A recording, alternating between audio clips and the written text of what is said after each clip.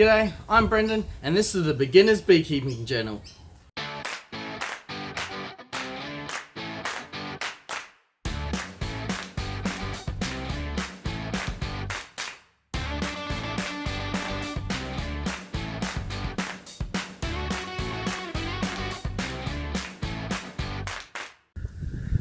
So today we have Luke with us. Luke's a local beekeeper and he's going to show us the ropes with how to put the nuke into the hive.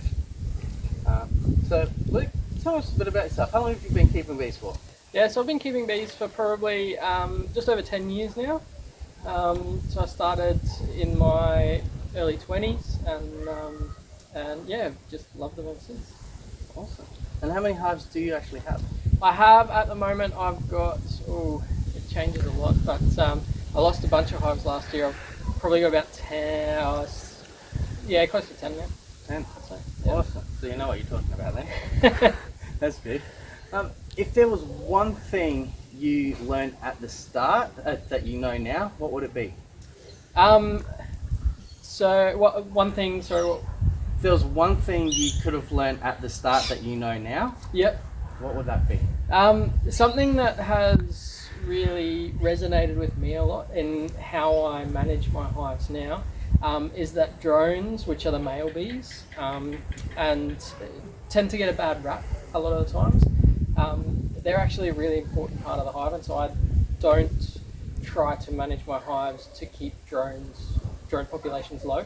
I actually let the bees have quite a decent population of drones in my hives. I think that's really good for the genetic diversity of the hives and stuff like that when rearing queens and just the general breeding of the bees. So yeah, let your bees rear up drones is what I'd say. All right. Awesome. There you go, guys. Some useful advice. We'll get suited up and we'll get on to installing the nuke. Awesome.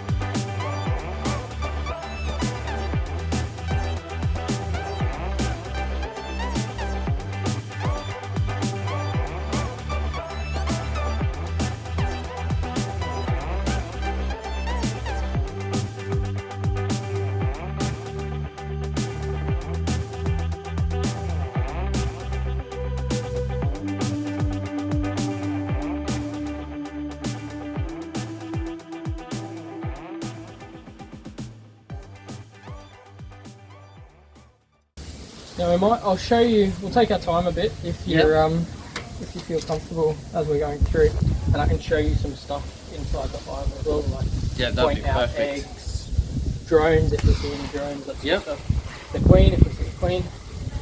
And I'll show you here as well. Awesome. Alright, well, you're on that side and we'll start cutting that open. Yep.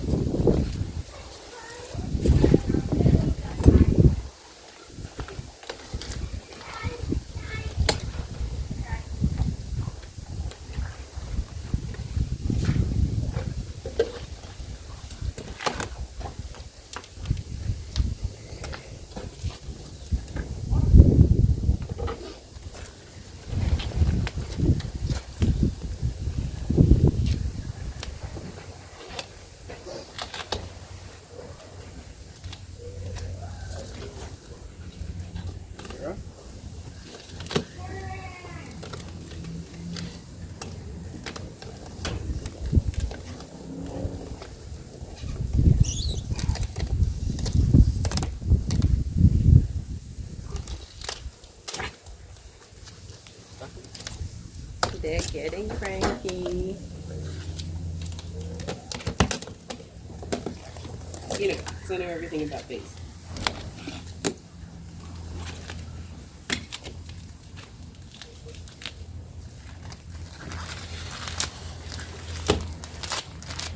Yeah.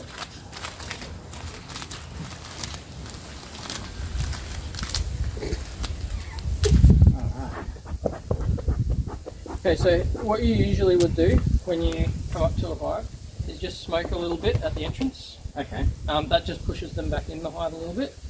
And then as you open the lid, what I do is just put a couple of puffs under as I open the lid. So this hive, you'd open the lid with the hive till you get in underneath it because they'll glue it up. So you'll get in between and just crack it open and then smoke. With this one, obviously, you'll just lift it up and then smoke it a bit.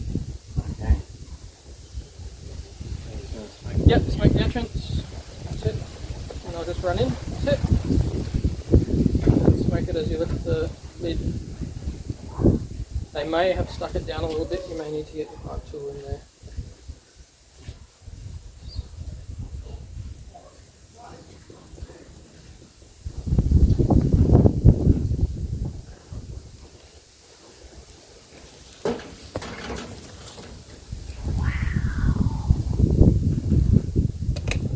Stuff it down a bit.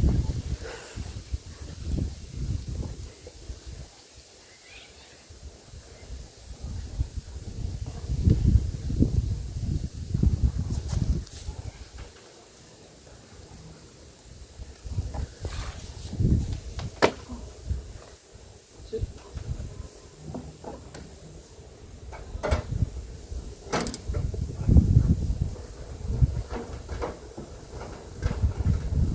Stuff them in there. Oh, it's the wire on the bottom. It's hooked around it. That's it.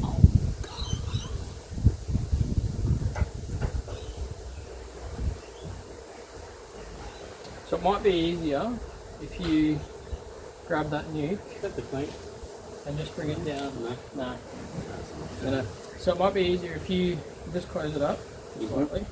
I might just bring it down here, just so that the frames are a bit more accessible for us. Okay.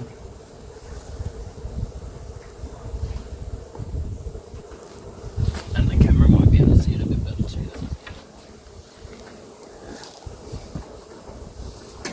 Okay, we got that up. Okay, so grab your hive tool. So how often would you give them some smoke? Just every now and then when they're getting a bit in your road, Yep. trying to do stuff, that's what I tend to do. Something that I find super handy too is you'll actually, if you watch me work a hive like regularly, I'll actually smoke my hands every now and then Okay. because the scent of the smoke will kind of push them away as well off my hands. Right. So I'll go like that just before I go in to touch frames or something like that. Okay. Let's do that then.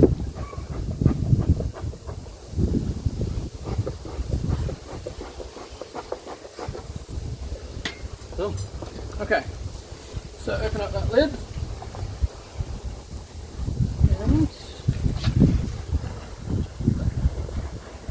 And that'll hold it open. And then grab out your first frame. Right, so put the J into Yeah, there. so I'd work from one edge, one end. So I'd work from either start with this frame Yep. and work your way across, or start from this frame and work your way across. Personally, if it was me, I'd start from this frame. Yep. So it's easy access. So you twist your arm and go that way. Ah, right. So that you're lifting that frame. Yep. Yeah.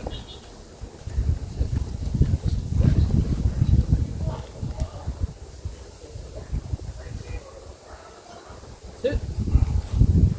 Down to the other end. That's where all the bees are. Yep. And then as you pull the frame out, just go nice and slowly, and bees will start to roll out Okay. off the frame as you're pulling it out. Just go nice and slowly. This one's sealed up with wax really well. Yep. That's it. Push it over towards the edge. That's it. Nice. Well done. So now while you're looking at it, bring it up. Yep, you're right. You can hold it well away from the hive. That's okay. So you look at it like this, and then when you go to turn it over, because you're not going to be using any structure other than comb in there, it's a really good habit to turn it up like that. Either way, it doesn't matter. And then flip it over. So flip it around, and then turn it up so that the top bar is now the bottom. That's it. That's how you want to look at them. Right. That's how you turn them over. So what you see here is that's all honey in there. That's all capped honey.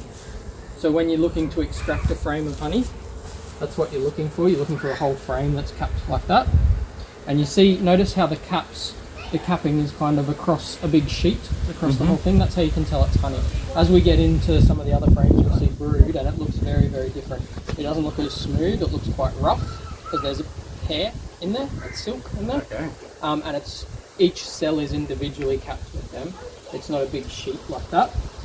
And then you'll see there's some stuff that's glistening in there. Yeah. That's all nectar. So it's unripe honey. Once it's ripe, bees are really cool because they actually tell us when honey's ready to harvest. When they cap it, it's ready to harvest. This stuff here isn't ripe yet. They've got to dehydrate it and that sort of stuff before it's ready to harvest. Awesome. Yeah, and I think that's all. You will see some stuff in there that's multicoloured in some of the cells too. Not in this frame. I can't see any in that frame, but that'll be pollen. So I'll show you them when we get there as well. Cool. Yeah. So what we will do is chuck that one in over the far edge. That's it.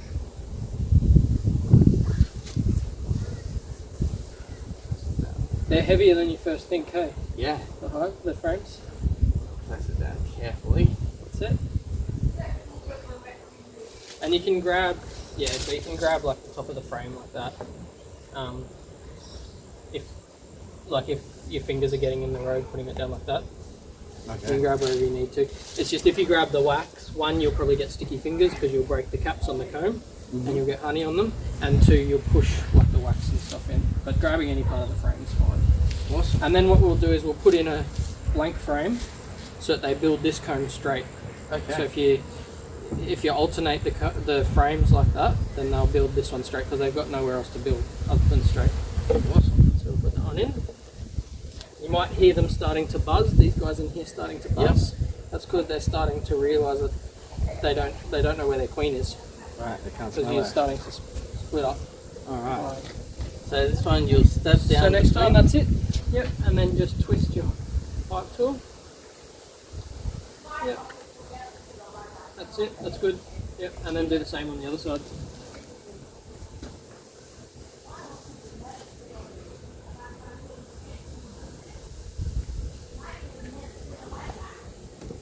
That's it. Nice. It's good. And then again, pull that one out. Should be able to lift this one up. Yep, yep.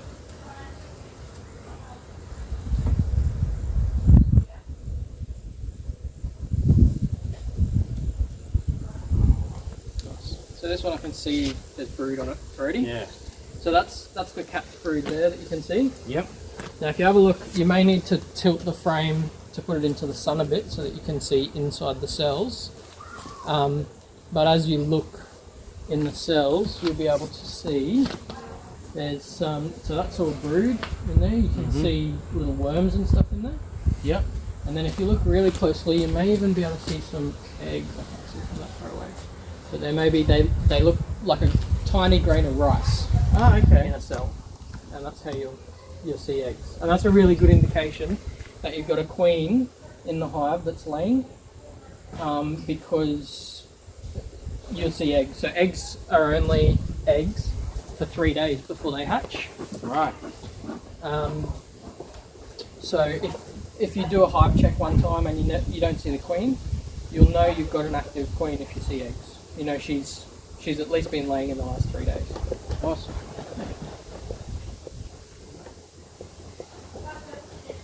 Can't see the queen in that frame there. Or any drones. They're all workers so far that I've seen. Alright, we'll put this one in and Yep. go on to the next one.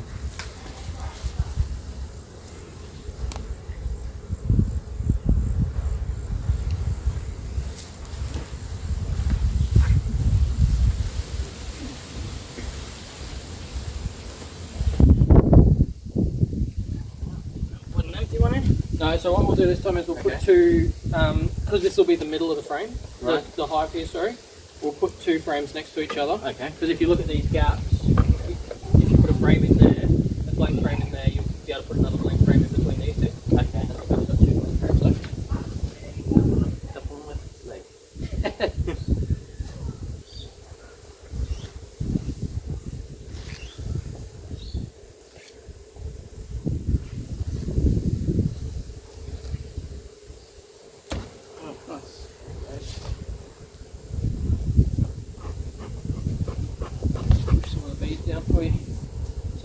what you're doing.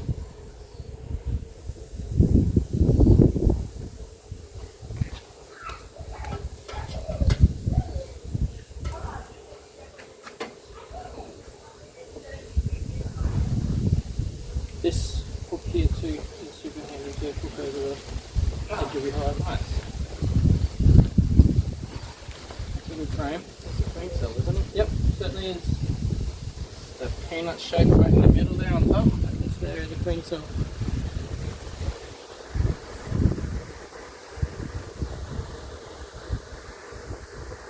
There's plenty more brood in there. So a beehive, a hive and nest of bees, that a lot of people tend to think that they build their nest in kind of an upward or downward fashion, where they'd keep all the brood in the bottom box and then build the honey above it. But it's more of a 3D kind of shape. So if you think of more like a football, that's kind of what the hive looks like, where the middle of the football is brood, and then as you get towards the outside of the football, it goes brood, pollen, and then honey. So that's why you're finding more brood on these frames, and still a little bit of honey towards the outside, and then there's more honey and less brood on these outer frames, because you're getting to the outer edges of the football. So why would there be a queen cell like that? Just be a backup queen, or? Sometimes they just build them, for various reasons. So they can build them as a supersedure cell, where the old queen might have something wrong with her and they're building a new cell to replace her, but she's still hanging around. Or she may, she might have died in the last few days, and so they've built one because of that. Sometimes they're planning on swarming. It can be a variety of reasons why.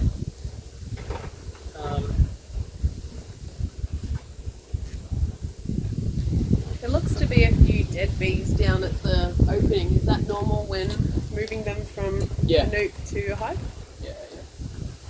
At the nucleus opening or the hive opening? At the hive opening. Yeah.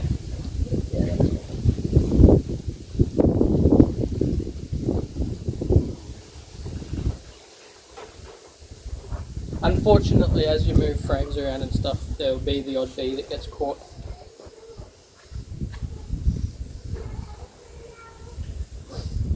So it's two of those. We're putting a Blank frame? blank frame down.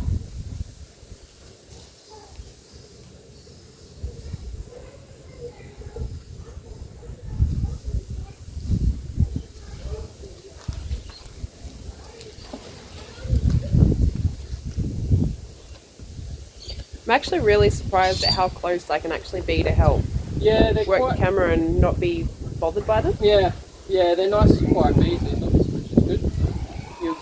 You'll start to learn the temperament of each hive as well, and it can change season to season and that sort of stuff as well. So would you personally, from your experience, say that different hives have different personalities? Yeah, definitely. It's really cool. There's an element of it that's dependent on the queen, and the queen genetics and the queen's behaviours and that sort of stuff, which she will spread personality, I suppose, through pheromones and stuff like that. But it can be weather dependent, what's around. If there's a lot harassing the hive on a constant basis, then they can become quite cranky because of that as well. So there's another, that's called a queen cup there, which is just the start of a queen cell, but not necessarily, it may not necessarily turn into a queen cell. They might just have it sitting there.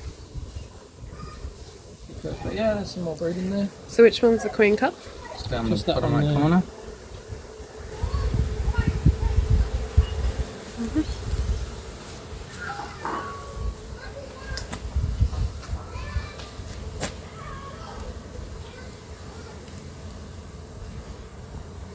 That's a fairly good brood pattern. Yeah, that's a nice brood pattern. What you've got there is something has happened to that particular brood in that cell, and they've actually opened it up early, and they'll eventually pull it out and fly off with it and take it away somewhere. So something hasn't gone right. The brood's died for whatever reason. Right. If you see a lot of that, then you know that there's a problem. It could be an infection or something like that that's gotten into the hive, or it could be a particular disease called chalk brood that they sometimes get. Yep. But a one-off thing like that, I wouldn't worry about too much. Cool. Can't see the queen there at all.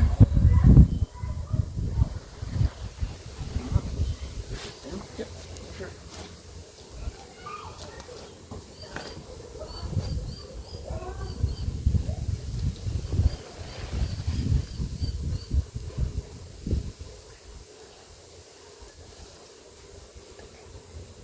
No, there's not a lot on that frame, but just to let you know too, so that's all worker brood. Yep. You see that? The drone brood, which we haven't seen any of yet, it actually comes out in a bigger lump. It's Right. very, very noticeable when you see it, so that's all right.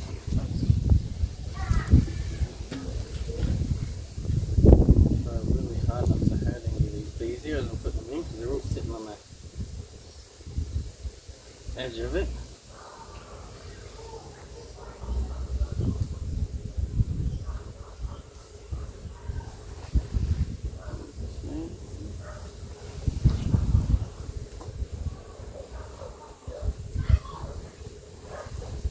Can't actually fit that one in properly.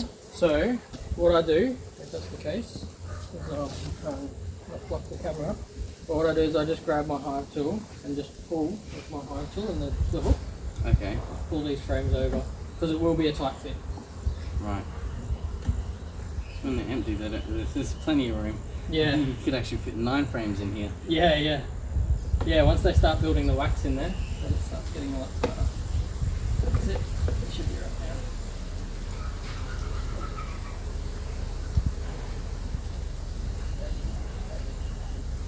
Alright. That's it. And whack the lid on. That's that one. It's up behind you. And your reducer, which is on the side there.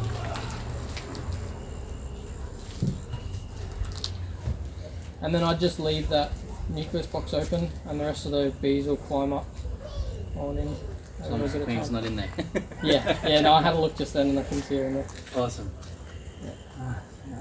Well done. So we're going to put this in front of the hive now. This will be an entrance reducer. It'll just give a smaller gap for the bees to actually enter and exit, and it'll also give a less gap for any pests to get into the hive. Yeah. So we're going to leave that about halfway. That's it, they're in. That's it. Alright guys, so that's it. That's how you put a nuke into the hive. I want to thank Luke for coming out and giving us a hand today. It's been very informative. We've seen queen cells, queen cups, brood. Yeah, just mind blown how much we've learned today. So next time we're going to open up the hive for the first inspection and see how much they've grown. Until then, that's the buzz.